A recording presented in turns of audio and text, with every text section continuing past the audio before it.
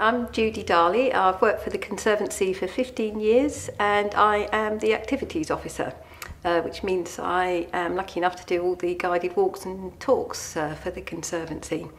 And I started working for the Conservancy back in '96, and I was employed to be in the office and to answer Dear Harbour Master letters. So they were letters from school pupils really fulfilling projects and writing to the Harbour Master for information about the harbour.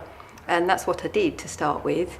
And then with Andy Potier, who's the conservation officer at the time, we discussed putting on a few events, and we started off with stream dipping up in Fishbourne Meadows, and that went very well, and really within a year or two started to develop a year-round programme of events, which is carrying on carries on now. Things were going very, very well, and I started to do more events and less time in the office, and felt that I wanted to work more with school groups. And there was one school in particular in Chichester, and that was Central School, and my children had gone to Central, and I approached them and asked them how they felt about coming to Chichester Harbour for a field trip organised by myself, and they were very happy to support that, and they came along and they had a lovely time and wanted to set it up as a regular visit. And word got about, and I started to take on more and more school bookings. When I then did my annual report, I sort of wrote in it that it would be lovely to welcome more schools to the harbour, but I really would like to have shelter and toilets for them, because to get a class of 35 children to wash their hands and go to the toilet takes quite a long time, so you do need more than one toilet, or there's one of each, and we needed more than that. And if it's raining, what do you do with the children, because it's hard to be out all day in wet weather.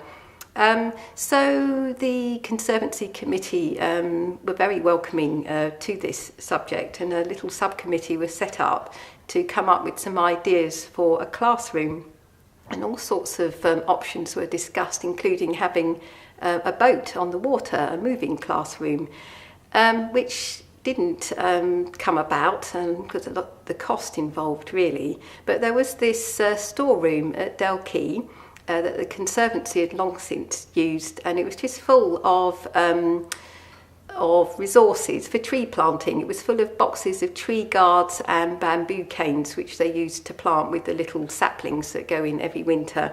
There was also a fuel tank. Apparently the boats used to be brought up to Dalkey to be refuelled.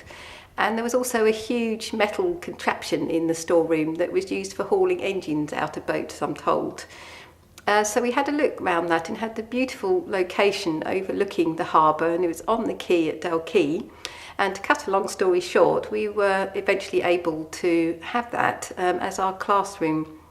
So in the first instance, asking for shelter and toilets, what I ended up with was part of my sort of dream classroom, which was a room big enough for a class with 4 toilets. I had a little kitchen area. I've got sinks, a big one and a lower down one, so that everyone can do their messy washing up in those special sinks. I had computers, because computers were coming into fashion big time then for schools to use. And in '99, I think it was, the classroom was opened, and we had a party here on the quay. And I can remember someone made a cake that was in the shape of the classroom, and I got to cut the cake to set the classroom off on its way to help with our education programme.